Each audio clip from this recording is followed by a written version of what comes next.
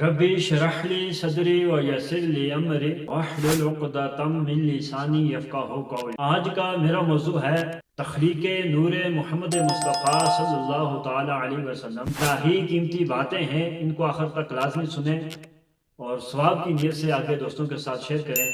اللہ پاک آپ کو جزائے خیر عطا فرمائے۔ اللہ تبارک و تعالی جل شانہ نے قرآن پاک میں جیسے اپنے لیے فرمایا کہ هو الاول والآخر والظاہر والباطن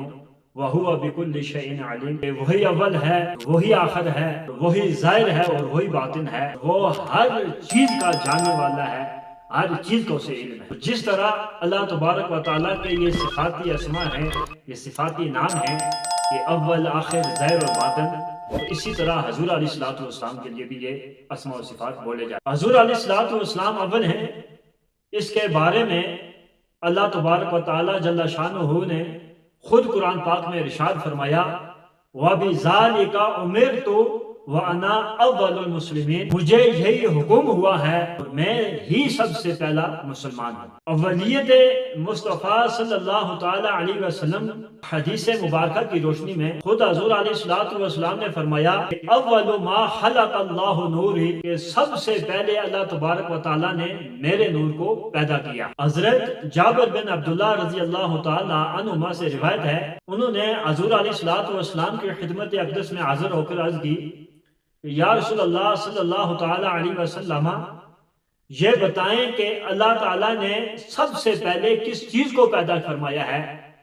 تو اس پر حضور علیہ الصلوۃ والسلام نے فرمایا کہ یا جابر ان اللہ تعالی خلق قبل الاشیاء من نور نبیک من نورہ، کہ ہے جابر، اللہ تبارک و تعالیٰ نے سب سے پہلے اس پوری کائنات میں سب سے پہلے کسی چیز کو بھی نہیں بنایا، سب سے پہلے میرے نور کو اپنے نور سے بنایا۔ یہ کائنات کے اندر جو کچھ بنا ہے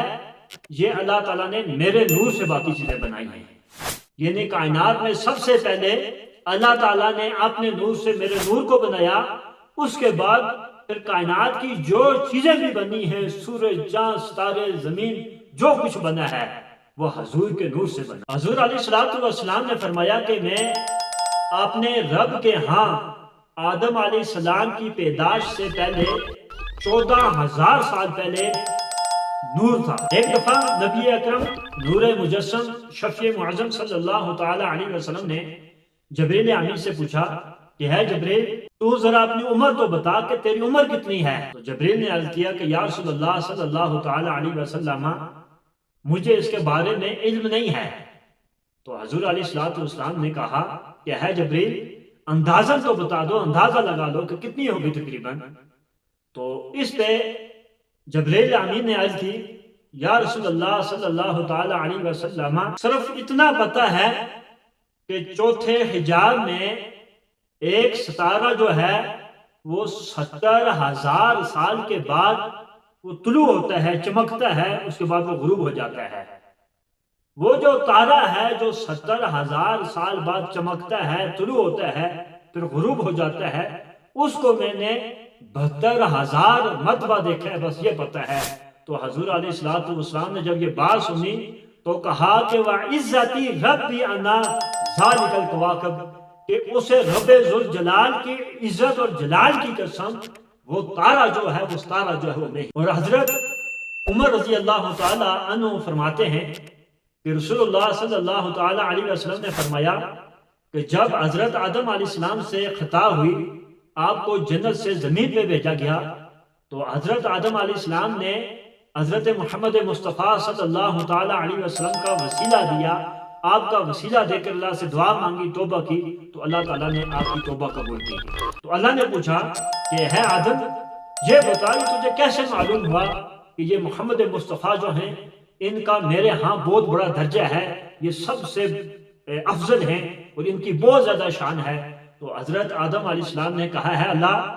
جب تو نے مجھے بنایا تھا، میرے اندر روح ڈالی تھی، تو جب میں نے اپنا سر آسمان کی طرف، عرش کی طرف اٹھایا تھا، تو میں نے عرش پہ دیکھا، لکھا ہوا تھا لا الہ الا اللہ محمد رسول اللہ۔ تو اس وقت میں یہ جان گیا تھا، میں اس چیز کا علم مجھے ہو گیا تھا یہ جو ہستی محمد رسول اللہ ہے یہ اللہ تعالیٰ نے اپنے نام کے ساتھ اس کو جوڑا ہے، یہ کوئی عام ہستی نہیں ہو سکتی، یہ وجہ تخلیق کائنات ہو سکتی ہے۔ تو اللہ تعالیٰ نے کہا کہ ہے آدم تو نے سچ کہا ہے، اگر میں محمد مصطفیٰ کو نہ بناتا تو میں تجھے بھی نہ بناتا اور کائنات کی کوئی بھی شے کو نہ بناتا۔